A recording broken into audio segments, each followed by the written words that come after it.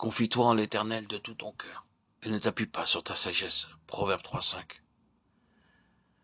Ne t'appuie pas sur ta propre sagesse pour faire la volonté de notre Seigneur. Peu importe ton intelligence dans les affaires de ce monde. Tu as peut-être acquis bien des diplômes.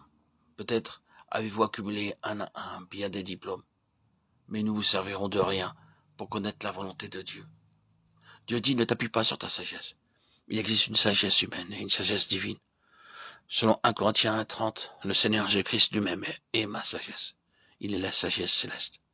Ainsi, par la foi, nous saisissons et nous prévalons du Seigneur Jésus-Christ comme étant notre sagesse divine pour découvrir la volonté de Dieu. Nous le faisons par la foi et par la même foi, nous disons ô Seigneur, je ne veux pas dépendre de mes capacités naturelles et de mes diplômes pour découvrir ta volonté.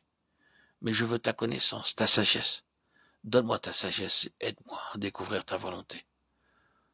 Reconnais-le dans toutes tes voies, il aplanira tes sentiers. Proverbe 3,6.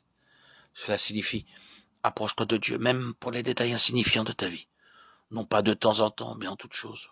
Dans toutes tes voies, reconnais-le. Il nous faut apprendre à dire, Seigneur, puis-je aller me promener? Puis-je aller faire des courses? Puis-je aller faire telle visite? Puis-je écrire une lettre à ma mère? Puis-je aller dans tel ou tel lieu? Faites de cela une pratique, demandant le conseil de Dieu pour tous les détails de votre vie. Dans toutes tes voies, reconnais-le, et il dirigera tes sentiers.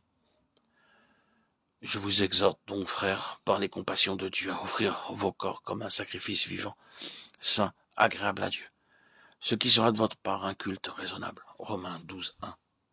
Cela veut dire conservez vos corps purs, exempts de toute souillure. Présentez vos corps à Dieu comme des sacrifices vivants, saints et agréables à ses yeux. Nos corps peuvent être souillés en entendant ou en voyant des choses indignes, en entendant des récits ou en lisant des livres de ce monde.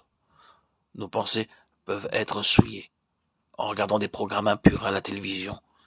Nos pensées, notre esprit peuvent être souillés par des amitiés, par des associations et des relations humaines indignes.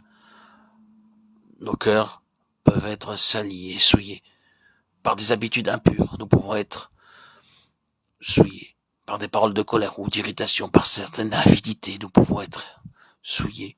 Ainsi, il nous faut demeurer purs, exempts de toute souillure, au moyen du sang précieux du Seigneur Jésus-Christ, afin de pouvoir entendre sa voix.